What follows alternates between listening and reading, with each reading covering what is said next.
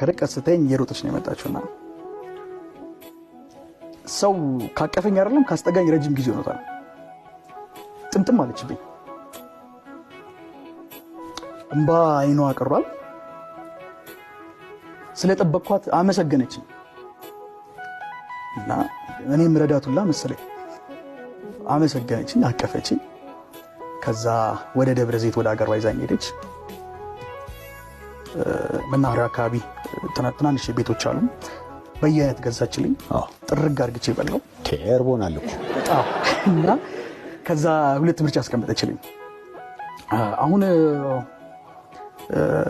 እኔ ቤት ትኖራለህ ወይንስ ቤት ልከራይልህና ትንሽ የፍራይ ሰጥቼ የቤት ኪራይ እየከፈልኩልህ ምግብ እያመላለስኩልህ ስራ ምናምን ትጀምራለህ አለችኝ። አንቺ ቤት ዴፊኒትሊ አንዴ አንዴ ምርጫችን ምክንያቱም ምን አለ መሰለህ እቺ ልጅ ነገ የቤት ኪራይ የምትከፍልልኝ ብታጣ ተመልሼ ጎዳና ልወጣ ነው። እሷ እንደሆነ ጎዳና ትወጣ። እሱ ብቻ ነው። አይ ሌላ ምንም አልነበረም። እውነት አሁን እኮ አልፏል። ወለዳችሁ አይደል? አዎ ሌላ ሐሳብ አልነበረም። ለነገሩ በዛን ሰዓት የውስጥ ረሃብ ነው እንጂ ያለ የፍቅር ረሃብ አይኖርም። ነገም እንዳልወድቅ አንቺ ቤት አልኳት። ደረገጠች። ወደ ቤቷ ይዛኝ ሄደች። እሺቲዋን አለበሰችኝ። ልብሴን በጠቅላላ አውልቄ ልብሴን ታጥቦ ጀመር። ልብሴ የሚወጣው ጭቃ ነው። ጭቃውን ትደፋለች። ጎረቤት ደግሞ እንዳመጣሽ እንዳይላት እኔ ወጣ ስል ግባ እያለች ትጫዋለች፣ ትቆጣኛለች። ቀሚስ ያለበሰች እንደሱ ነው። እንደዛ እያለ ትንሽ ፍራይ ሰጠችኝ። እሷ ቤት አደርኩኝ። እያለ እዛው ቆየው። ሳናስበው ከእሷ ጋርም ወደ ፍቅር ህይወት ውስጥ ገባን። አንተ ወደ አልጋው ሄድክ ወይስ እሷ ወደ ፍራሹ መጣች? እሷን ፍራሽ ላይ የምተኛው መሬት ነው የምተኛው። እኔም መሬት ላይ ነው የምተኛው። እሷን በጣም በከባድ በችግር ነው የምትኖረው። መስተንግዶ እየሰራች ከዛች ላይ የምታገኛት የትምህርት ቤት እየከፈለች ምናምን ነው የምትኖረው። እኔ ቀደምኩኝ። ወደ ፍቅር ስሜት ውስጥ ገባ። ስለዚህ ሌሊት ላይ ዝም ብዬ ሳስብ እየተገላበጥክ አንተ ምን የሚችለው እኔ አንተ ነው። ወደ ፍቅር ተቀየረ።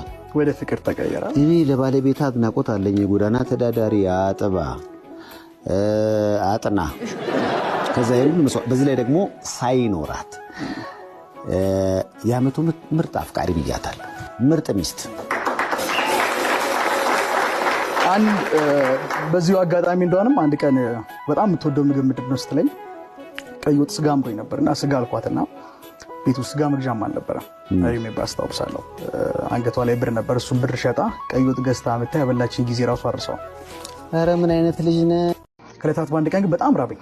አሽሽ በራሱ ደግሞ ረሃብ ይለቃልና ኦልሞስት 2 ቀን ሳልበላ ዋልኩኝ አደርኩኝ።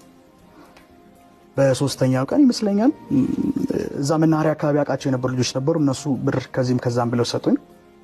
ያቺን ብር ተቀበልኩኝና ወደ ሚኒባስ ውስጥ ልገባ ስል እንግዲህ የት ደረጃ ደርሼ ነበር መሰለ በሱስ ይሄ መሬት ላይ የተረገጡ ሲጋራዎችን ቁሩ ብለን የምንጠራቸው እነሱን እያነሱ እስከ ማጨስ ነበር የደረስኩትና አንድ የተረገጠ ቁሩ ነገር አየሁ እዛ ጋር። እሷን አነሳውና ኪሴ ውስጥ ከትቼ ሚኒባስ ውስጥ ገባው። ሚኒባሱ እንዲህ ነው። በዚህኛው ጥግ ነው የምቀመጠው። ከኔ አጠገብ አንድ ሽማግሌና አንድ አሮጊት ሴትዮ ተቀምጠዋል። አማርኛ ቋንቋ ብዙ አይችሉም። ከነሱ ደግሞ ወደዚህኛው 4 ነው የሚይዘው የመጨረሻው ወንበር። በዚህኛው ጥግ ደግሞ አንዲት ልጅ ተቀምጣለች፣ ትንሽዬ ልጅ። መኪናው ጉዞ ጀመረ። አዲስ አበባ ልክ ሃይዌውን ጨርስ ልክ አዲስ አበባ ስንገባ ለፍተሻ ወረዱ ተባለን። ለፍተሻ ስንወርድ እኔ ራቅ አልኩኝና ያችን ቁሩ ለኩሼ አጭሼ ስመለስ ሁሉም ሰው ገብቷል። ጥግ ላይ መቀመጥ ስለነበረብኝ እነዚህን ሽማግሌና አሮጊት ሰዎች ባካችሁን ተነሱ፣ የኔ ቦታ ጥግ ነው አልኳቸው። አንደኛ ሰውነቴ ይሸታል። ከላይ ረጅም ጊዜ ታጥቤ አላውቅም። ኢቭን ከጓደኞቼ ጋር ቁጭ ብዬ ከነሱ ሱሰኛ ከሆኑ ጓደኞቼ ጋር ቁጭ ብዬ ራሱ የጫማዬ ጠረን እስኪ እዛ ጋር ቁጭ ብለሽ ቃሚ ነው የሚሉኝ። ያን ያክል ደረጃ ነበር የደረስኩት ነው የምልና ተብያለሁ። እኔ እስኪ ሰንደል ሰካበት ተብያለሁ። ተነሱልኝ፣ አልነሳም። ክርክር ውስጥ ገባን። ዱላ ነበራቸው። ጭራሽ ሽማግሌ ሰውዬ ዱላውን ሊያነሳ ሲል አይ በቃ ተውት ብዬ እኔ መስኮት ዳር የምቀመጠው እንዳልሸት ነው። ሽማግሌው ሰው ያለ አሮጊቷ ሴትዮ አለች። እዚህ ጋር ነው የተቀመጥኩኝ። እቺ ልጅ ደግሞ በዚህኛው መስኮት ዳር አለች። መኪናው ጉዞ ጀመረ። ልክ ጉዞ ሲጀምር ሀገራችሁ ያምራል አልኳት ለዚች ልጅ። የዚህ ሀገር ልጅ አይደለም አለች። አዎ ብዬ ታሪኬን ነገርኳት። እዛ ቻይና ተጠቀማቸው የነበሩ እንትኖች ነበሩ፣ ዶክመንቶች፣ መታወቂያ፣ እነሱን እያወጣው ሳሳያት አለቀሰች። ከዛ እንግዲህ እቺ ልጅ መስተንግዶ ነው የምትሰራው። ግማሽ ቀን መስተንግዶ ትሰራለች፣ ግማሽ ቀን ደግሞ ሪፍት ቫሊ ዩኒቨርሲቲ ውስጥ ነርሲንግ ትማራለች። ቅዳሜና እሑድ ደግሞ አዲስ አበባ እየመጣች ዲኮር ትሰራለች። ድንገት ዲኮር ለመስራት ስመጣ ነው ያገኘችኝ ወደ አዲስ አበባና በቃ እኔ ወደ ደብረ ዘይት ወስዳለሁ እኔ አግዛለሁ ብላ ቃል ገባችልኝ። መገናኛ ጋር ወረድን። እንደ ነገ ቫለንታይን ዴይ ነው። ቸኮሌት ገዛችልኝ። እርቦሃል እኮ በጣም ርቦኛል። ገንዘብ አልነበራትም። እንደ ነገ ይሁን እንደ ትናንት ብቻ ቫለንታይን ዴይ ነበር። ቸኮሌት ጥሩ ነው፣ ይዘጋል። ቸኮሌት ጥሩ ነው፣ ይዘጋልና ቸኮሌት ገዛችልኝ። ቸኮሌቱን ሰጠችኝ፣ ተለያየን። ስልኳን ሰጣኝ ነበር። ላምበረት አካባቢ ሄጄ ከሰዓት ደውልላት ጀመረ። ብዙ ፕላን አወጣው በእርሳስ ወረቀት ላይ። ከዚህ በኋላ የሚረዳኝ ሰው ካገኘውማ በቃ ተለውጬ ምናምን ብዬ፣ ምክንያቱም ትንሽ የምጠለልባት ቤት ፈልጋለሁ። ለመለወጥ ፈልጓል ውስጥ። አዎ የሚያስጠጋኝም ሰው ፈልጋለሁ። ምክንያቱም እንዴት ብዬ ኤክስፕሌን እንደማደርግልህ አላውቅም። ቼቼንያ ሌሊቱን ሙሉ ቁጭ ነው የማድረው፣ አልተኛም። ጠዋት በእግሬ ነው ደግሞ የሚሄደው። ድሮ የካባዶ ተብሎ የሚጠራ ሰፈር አለ። እዛ ሄጄ እዛ ነው የምተኛው። ቀን ነው የምተኛው። ማታ እዛ መጥቼ ቁጭ ነው የምለው። አንዲት ቦርሳ አለችኝ፣ ትንሽ ልብስ አለኝ። እሷን ይዤ ነው ቁጭ የምለውና ኑሮ በጣም ያ ህይወት በጣም ከብዶኝና አስጨንቆኝ ስለነበረ የሚያስጠጋኝ ሰው ፈልግ ነበር። ስደውላት አታነሳም። በቃ ይህ የሰው ልጅ እንደው ምን አለ ተስፋ ባሰጠኝ አልኩኝ። እዛው ላምበረት አካባቢ አደርኩኝ። በንጋታው ጠዋት ትናንትና ቸኮሌት የገዛችልኝ ቦታ ሄጄ በባለሱቁ ሱቅ ደጋግሜ ደወልኩላት፣ አታነሳም። ረጅም ሰዓት ጠበቅኳት እስከ ቀኑ 6 ሰዓት 7 ሰዓት አካባቢ። ወደ 7 ሰዓት አካባቢ ይመስለኛል ባለሱቁ 66 ቤት አንተ ነው የደወልከው አለኝ። አንገቱን አወጣና አዎ እኔ ነኝ አልኩት። አዎ ነው እንጂ አዎ። እና አነሳሁት። ሄሎ አልኳት። ሄሎ የት ነህ አለችኝ። ያለሁበትን ቦታ ነገርኳት። ጠብቀኝ አለችኝ። ከርቀት ስተኝ እየሮጠች ነው የመጣችውና ግን በዚህ ሁሉ ሱሶች ውስጥ ሆነ ጎዳና ተዳዳሪ ሆነ ያንን ጎዳና ላይ ያለውን ዳኒን የወደደችው ባለቤት ግን በምን አጋጣሚ ምን ተፈጠረ መሰለህ? እንግዲህ ሶስተኛ ጊዜ ተመልሼ ስመጣ ለቤተሰብ አልተናገርኩም። እሺ ጎዳና ላይ ነው የወጣሁት። እሺ እንደውም የመጀመሪያ ጊዜ ቦሌ መድኃኒዓለም ፊት ለፊት አንድ ገባሚ አንደርግራውንድ ነገር እንትን ነበር፣ ክለብ ነገር ነበር።